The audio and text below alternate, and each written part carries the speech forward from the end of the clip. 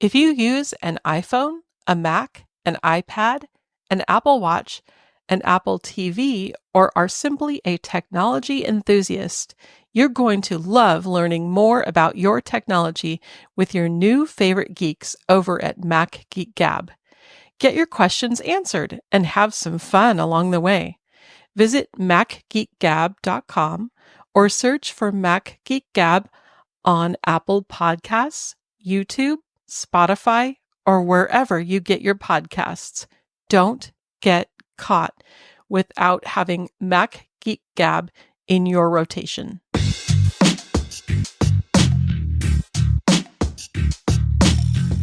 Hey all, Marty here, and today I want to talk to you about one of the new features that's in Mail for iPhone, and that feature is called Contact Photos. And what that is when you open up Mail, and then you'll see the list of all the people that sent you email.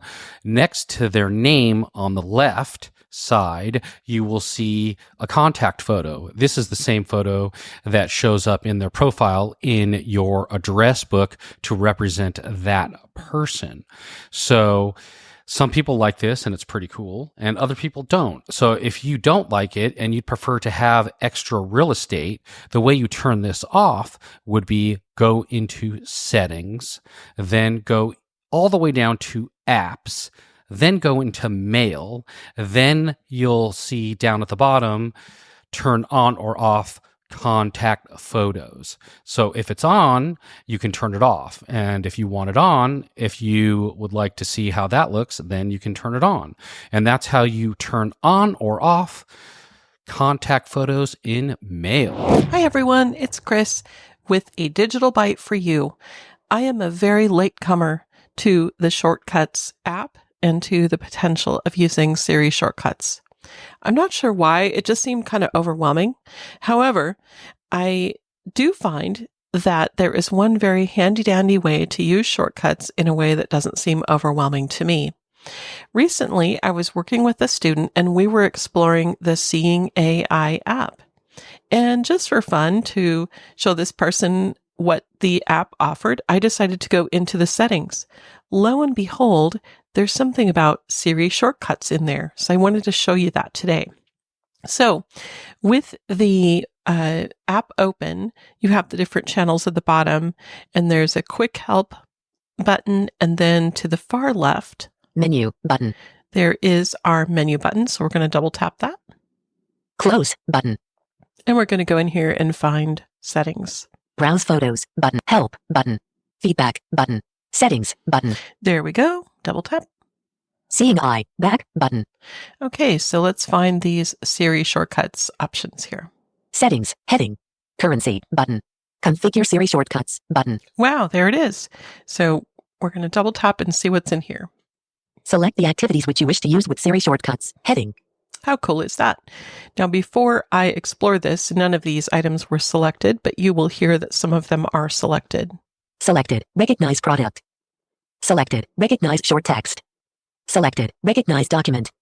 Those are the most common things that I do. Recognize scene. Recognize currency. Recognize world. And so forth.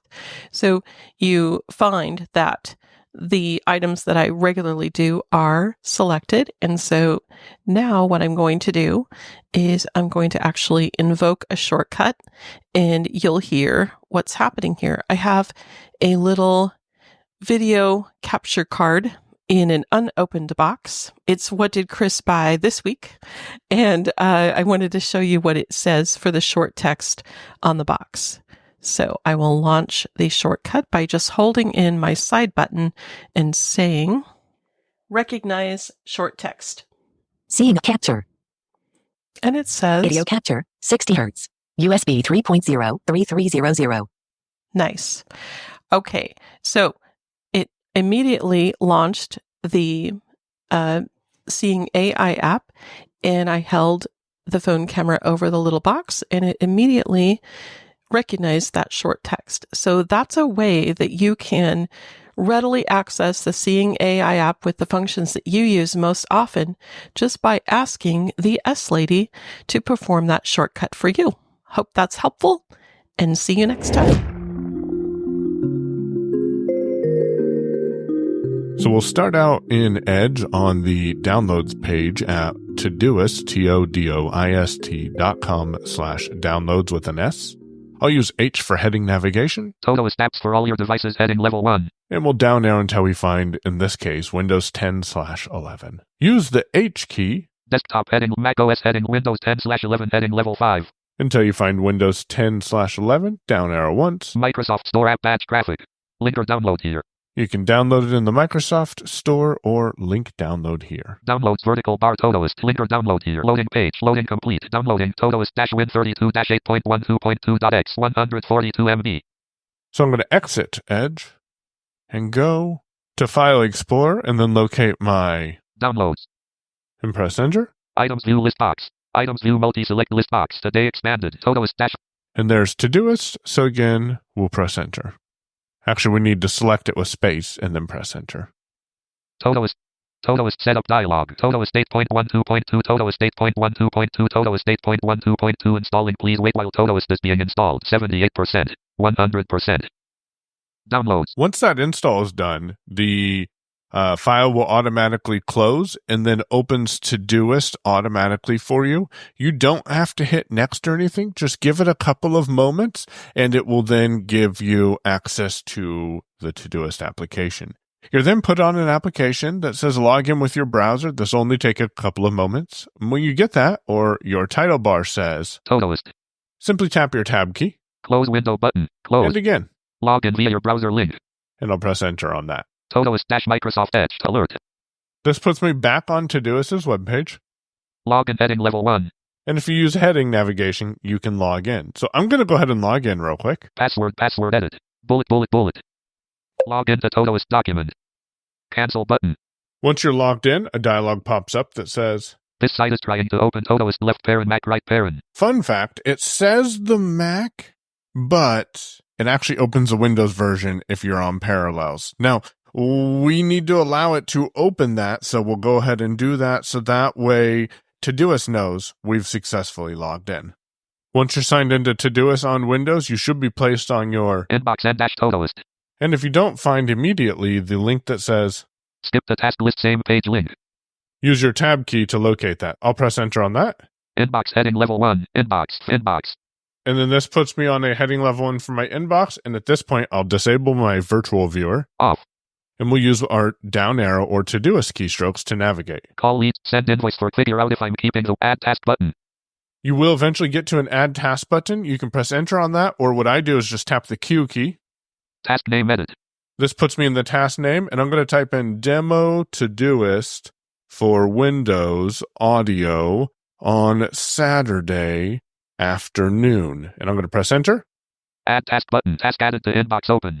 And you hear that the task was added to your inbox, and I tap Escape to dismiss that window. And if I tap the up arrow, I have a list of all of my tasks, so I can locate Demo Todoist for Windows Audio button. And if that's the one I want to complete, I'll hit E. Alert, one task completed. Undo, close. Figure out if I'm keeping the... And one task is completed.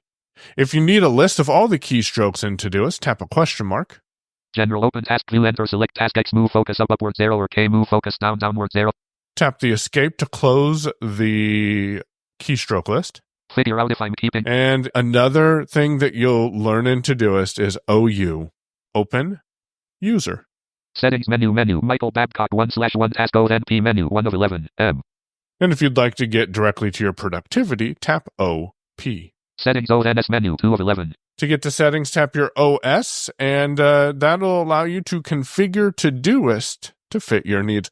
That's a brief demonstration of the Todoist setup process and a brief exploration of your inbox. Remember, use your up and down arrow keys to navigate through a list of tasks in a project. O for open, U for users, and S for settings, or G for go to, P for projects, T to go to today, I for inbox, or U to go to your upcoming tasks. Use the question mark to get a list of all of these keystrokes, and if you found any use in this content, please don't hesitate to share with someone and reach out with feedback.